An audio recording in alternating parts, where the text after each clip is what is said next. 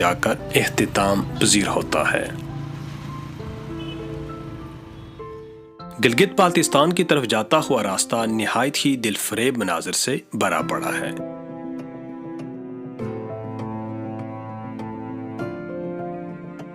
یہ راستہ خوبصورت مناظر، فلک بوس پہاڑی سلسلوں، مچلتے دریاؤں اور دنیا کی چند بلند ترین چوٹیوں کے درمیان سے گزرتا ہے۔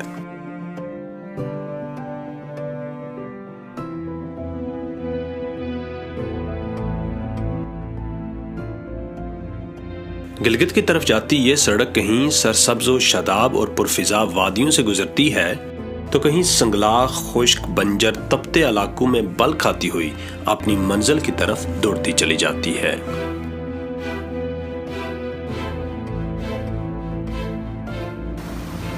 راستے میں کہیں دریائے کنہار کے شفاف نیلے پانیوں کا ترنم سنائی دیتا ہے تو کہیں پہاڑوں سے سر ٹکراتے دریائے سندھ کا شور۔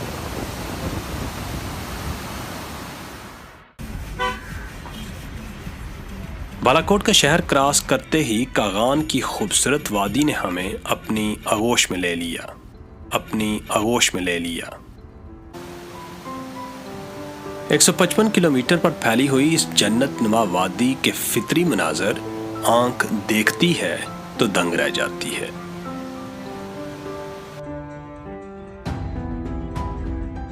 ناران کی طرف جانے والا یہ راستہ گزرنے والوں کو اپنی قدرتی خوبصورتی کے حصار میں جکڑے رکھتا ہے۔ ارد گرد کے حسین جنگلات اور پہاڑ انتہائی دلکش نظارے پیش کرتے ہیں۔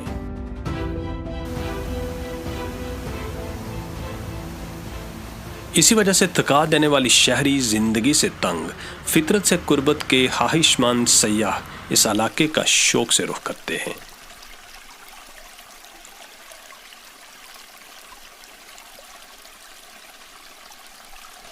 جون جولائی میں جب پاکستان کے دیگر علاقے شدید گرمی کی لپیٹ میں ہوتے ہیں تو خیبر پختونخوا کی اس وادی میں موسم انتہائی خوشگوار ہوتا ہے۔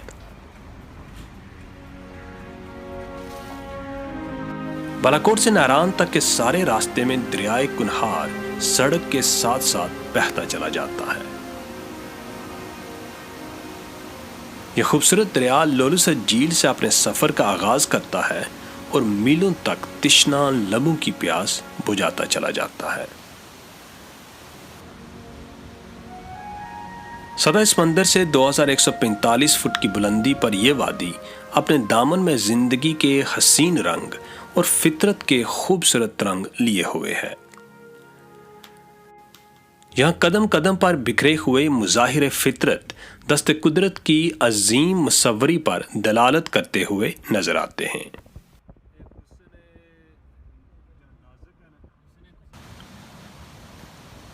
یہ بازار سطح سمندر سے کوئی 2500 میٹر کی بلندی پر سجایا گیا ہے۔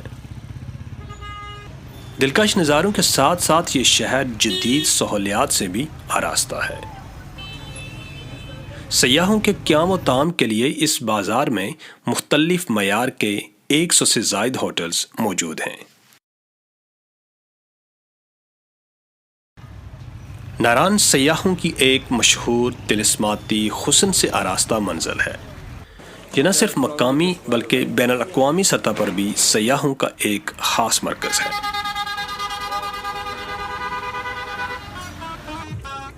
خیبر پختونخوا کی ثقافت کی عکاسی کرتی ہوئی مختلف اشیاء اس بازار میں فروخت کی جاتی ہیں۔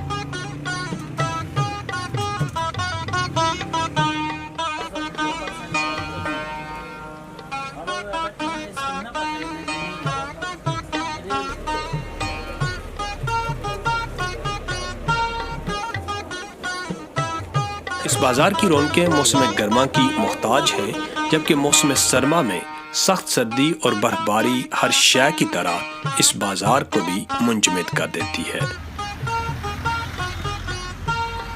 جھیل سیف الملوک اور یہاں کا سب سے اونچا پہاڑ ملکہ پربت ناران سے صرف چند کلومیٹر کے فاصلے پر واقع ہیں، جن تک دشوار گزار راستوں کے باعث ان مخصوص جیپوں کے ذریعے پہنچا جاتا ہے۔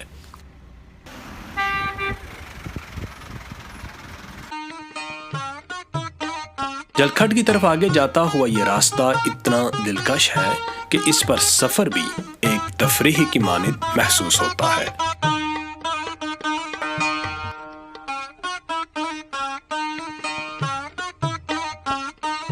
یہاں کے لوگ سادہ زندگی گزارنے کے عادی ہیں اور یہی سادگی حسن بن کر ان کے چہروں سے چھلکتی ہے۔ پہاڑوں کی کوکھ میں پلنے والے یہ سادہ لوگ دل کے خوبصورت، ملن نثار، محنتی، جفاکش اور مہمان نواز ہیں۔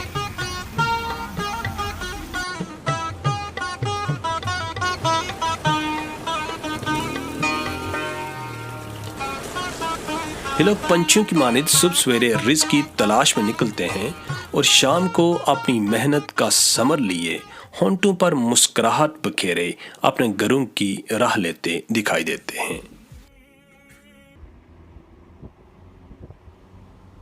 مسافران شوق جب یہاں سے آگے چلے تو یخ بستہ ہوا میں پھیلتی لذیذ پکوانوں کی خوشبو نے ان کے قدم روک لیے۔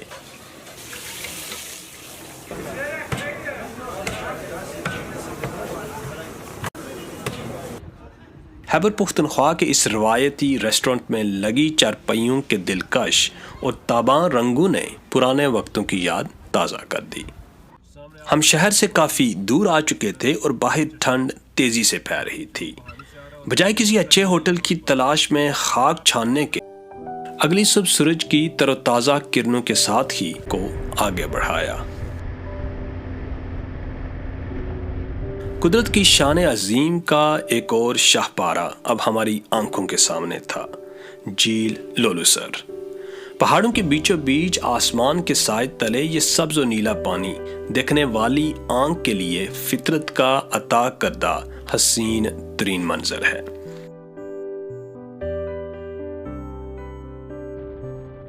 عین شوق لیے ایک بار پھر ہم محو سفر ہوئے بابوسر درہ کی جانب۔ جھیل سے کوئی 6-7 کلومیٹر آگے وادی آہستہ آہستہ ایک میدان کا روپ دھار لیتی ہے۔ یہ خوبصورت سرسبز چراگاہ گٹی داس کہلاتی ہے۔ بابوسر ٹاپ ناران سے تقریباً 70 کلومیٹر کے فاصلے پر ایک تفریحی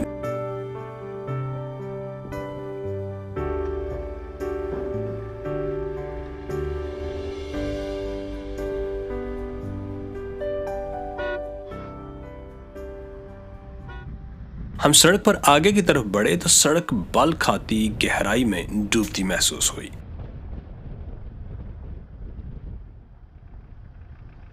ہم اپنی اگلی منزل کی طرف روان تھے کہ ہمیں کچھ حسین ننھے فرشتے نظر آئے۔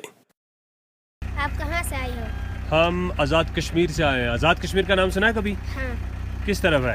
ہماری کتاب میں ہے۔ کون سی کتاب میں؟ معاشرتی علم۔ معاشرتی علوم میں ہے۔ اس کے ساتھ آئیو۔ ان ننھے بچوں سے کچھ دیر گفتگو کرنے کے بعد ہم چلاس کی طرف روانہ ہو گئے۔ چلاس بابوسر ٹاپ سے 40 کلومیٹر کے فاصلے پر ہزاروں فٹ نشیب میں اترتا گرمائش کے ساتھ ساتھ ایک عجیب پر اسرار خاموشی بھی سموئے ہوئے ہے۔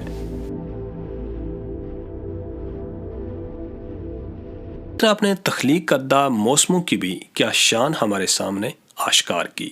ایک طرف وادی کاغان کی یخ بستہ سرزمین تو دوسری طرف چلاس کے انتہائی گرم اور تیکھے علاقے۔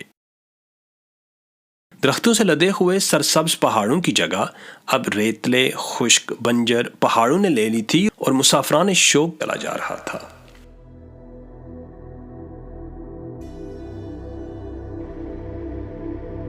دشوار گزار پہاڑوں میں تراشی 1300 کلومیٹر طویل یہ شاہراہ پاکستان میں حسن ابدال سے شروع ہو کر چین کے مقام کاشغر تک جاتی ہے۔ یہ شاہراہ دنیا کی سب سے بلند ترین پختہ سڑک ہے جو انتہائی دشوار گزار اور خطرناک ترین راستوں پر تعمیر کی گئی ہے۔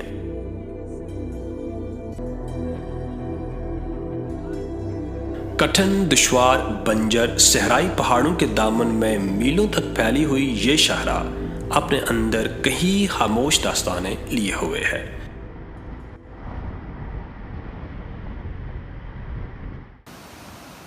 دریائے سندھ شاہراہ کراکرم کے ساتھ ساتھ بہتا ہے۔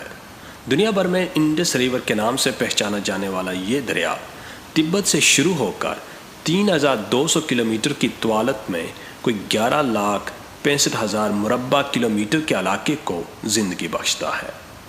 تبت والے کہتے ہیں کہ یہ دریا شیر کے منہ سے نکلتا ہے، اس نسبت سے اسے شیر دریا بھی کہا جاتا ہے۔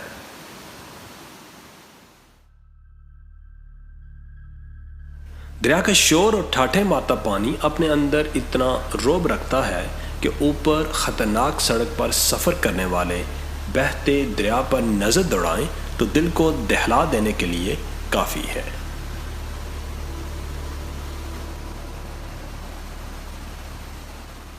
40 کلومیٹر جنوب مشرق کی جانب ایک چھوٹا سا علاقہ ہے جسے جگلوٹ کہتے ہیں۔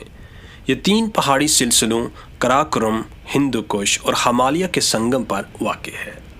یہ وہ مرکزی سنگم ہے جہاں سے گلگت اور سکردو کے علاقے الگ ہوتے ہیں۔